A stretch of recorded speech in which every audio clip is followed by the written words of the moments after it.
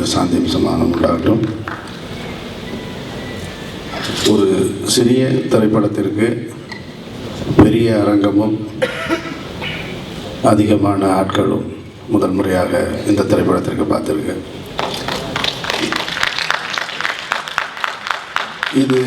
இந்த திரைப்படத்தின் மீது அதிக மரியாதையும் பற்றும் கொண்டு வந்த கூட்டம் அப்படின்னு நான் நினைக்கல. தயாரிப்பாளர் திரு ஜே அன்பழகன் அவர்கள் மீது வைத்து மரியாதை வைத்து வந்திருக்கிற கூட்டம். கடந்த வருடம் நானும் கடந்த வருடம் 2 வருஷத்துக்கு முன்னால் ஆரம்பிக்கப்பட்ட படம் ஆதிபகவன். அப்பொழுது தான் எனக்கும் அவருக்குமான பழக்கம். ஒரு பெரிய பட்ஜெட் படத்தை எடுத்து கொடுத்துட்டேன் நான் அவருக்கு.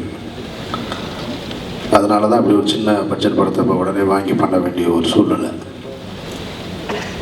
நான் பார்த்த என்னுடைய தயாரிப்பாளர்களில் மிக முக்கியமான ஒரு தயாரிப்பாளர்னு சொல்ல முடியாது, ஒரு மனிதர் தான் அன்பழகன். நான் அவர் அண்ணன் தான் கூப்பிடுவேன்.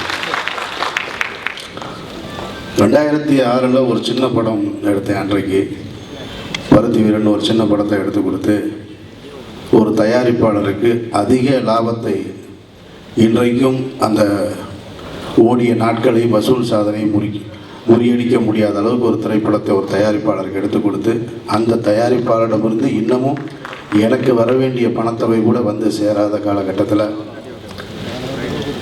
இப்படி இருக்கக்கூடிய சில தயாரிப்பாளர்களுக்கு மத்தியில் நல்ல படத்தை எடுத்து கொடுத்தோம், வெற்றி படத்தை எடுத்து கொடுத்தோம். ஒரு பெரிய ஹீரோ உருவாவதற்கான வாய்ப்பு அந்த திரைப்படத்தின் மூலம் ஏற்பட்டது. இருந்தாலும் ஒரு பணப்பிரச்சனை இன்றைக்கு வரைக்கும் நீதிமன்றத்தில் போய்கொண்டிருக்கிறது. இது போன்ற தயாரிப்பாளர்களுக்கு மத்தியில் ஒரு பெரிய பட்ஜெட் படம் பண்ணி கொடுத்துருக்கேன். அந்த படம் பெரிய அளவில் வந்து வசூலை பெறலை அப்படின்னாலும் ஒரு வார்த்தை கூட என்னிடம் இன்னமும் முகம் சுளித்து பேசாத ஒரு தயாரிப்பாளர் தமிழ் செய்தார்.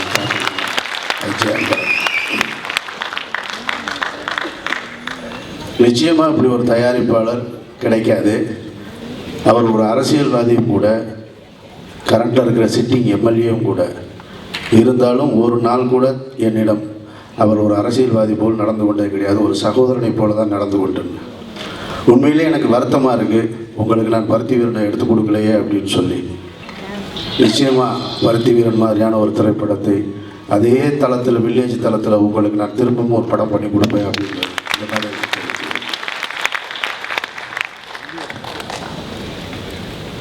மற்றபடி இந்த திரைப்படம் பற்றி நிறைய சரியாக இந்த திரைப்படத்தை பற்றி சரியாக சொல்லணும்னா விவேக் சார் சொன்னதான் எல்லாம் சொல்லி முடிச்சிட்டாரு. ஏன்னா இந்த படம் எனக்கு புரியலை. எனக்கு இது எப்படி சென்சார் கொடுத்தாங்கன்னு. அப்புறம் நான் அதை பற்றி பேச ஆரம்பிச்சேன்னா திரும்ப பிரச்சனை. அப்புறம் இப்போ வளையபடி வழக்கு போட ஆரம்பிச்சுடுவாங்க. ஏன்னா எனக்கு சென்சாருக்கு அப்படி ஒரு நெருக்கமாக வேறு இருக்காது. ஒரு டைலாக்லாம் அந்த என்ன புரியவே இல்லை எனக்கு. ஒருத்தர் கத்தி முடிச்சிட்டாரு, கெட்ட வார்த்தையில் திட்டி முடிச்சிட்டாரு. சென்சாரில் பார்த்தவங்களுக்கு தெரிஞ்சதா என்னன்னு தெரில.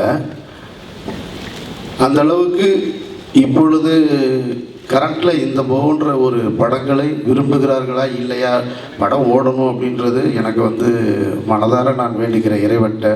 ஒருவேளை ஆனால் ஓடிடுச்சுன்னா என்னைய மாதிரி டைரக்டருக்கு பயங்கர சந்தேகம் வந்துடும். நானும் இந்த மாதிரி படம் எடுக்கணுமா அப்படின்ற ஒரு பயமும் கூட வந்துடும். ஏன்னா படம் அப்படி இருக்குது. எனக்கு என்னென்னா விவேக் சார் பேசும்பொழுது சில விஷயங்கள் ரொம்ப பிடிச்சிருந்தது. தமிழை பற்றி சொன்னார். தமிழ் ரொம்ப கொச்சையான ஒரு மொழியும் கூட, ரொம்ப அது இலக்கணம் அதிகமும் இருக்கும். கொச்சையான வழக்கு தமிழும் நிறைய இருந்திருக்கு. ரொம்ப பழைய காலத்துலலாம் வந்து கொச்சை தமிழ் தான் பேசியிருக்காங்க.